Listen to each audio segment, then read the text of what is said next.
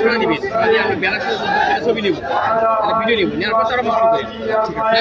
এই কাজটা করে দিন, আর মাইকে বলে দিন।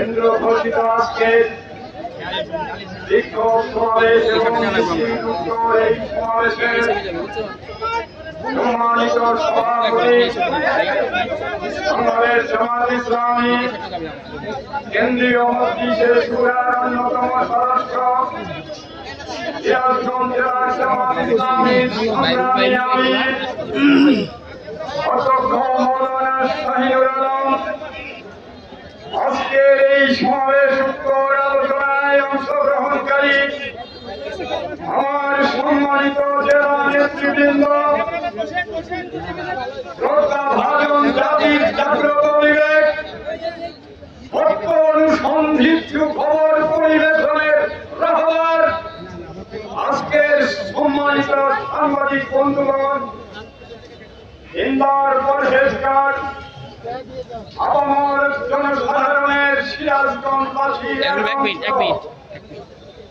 এবং সিরাজগঞ্জবাসী সত্য প্রিয়, সত্য অনুসন্ধিৎসু দিলের অধিকারী এই সমাবেশে আগত আমার মুসলিম ভাতৃমণ্ডলীর প্রতি আন্তরিক শুভেচ্ছা এবং অভিনন্দন। সংগ্রামী ভাইরা আমার, হৃদয় বিদারক এবং প্রেরণাত্মক ভাষণ দেওয়ার মধ্য দিয়ে আজকে আপনাদের এখানে সমবেত করা হয়েছে। জাতির বিবেক স্তম্ভিত হয়ে গেছে।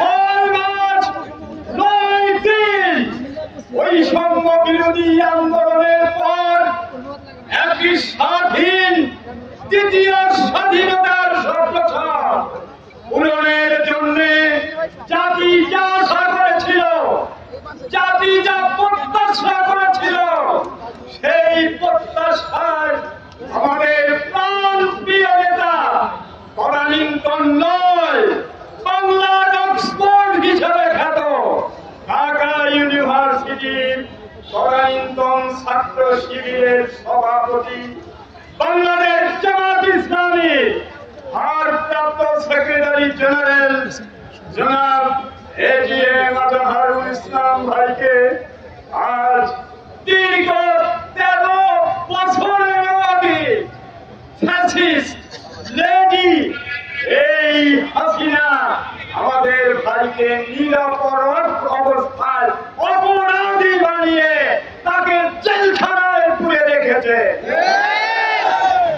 তাকে সেবা শুশ্রূষা করার মতো ন্যূনতম স্বাস্থ্য সেবার সুযোগ দেওয়া হয়নি। তাকে রিমান্ডে নিয়ে অত্যাচার, নির্যাতন সহ তার উপরে যে জুলুম করা হয়েছে, বিশ্ব বিবেক স্তম্ভিত হয়ে গেছে সেদিন যেদিন এই বক্সিয়ান নেতাকে ডান্ডা বেড়ি দিয়ে আদালতে হাজির করা হয়েছে।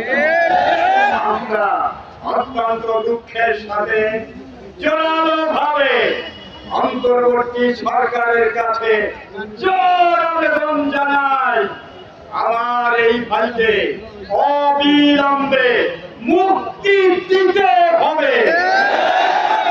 তাহলে আবার বাংলাদেশে একটি বৈষম্যহীন সমাজের স্লোগান বাস্তবায়ন হওয়ার পথকে সুগম করবে ইনশাআল্লাহ।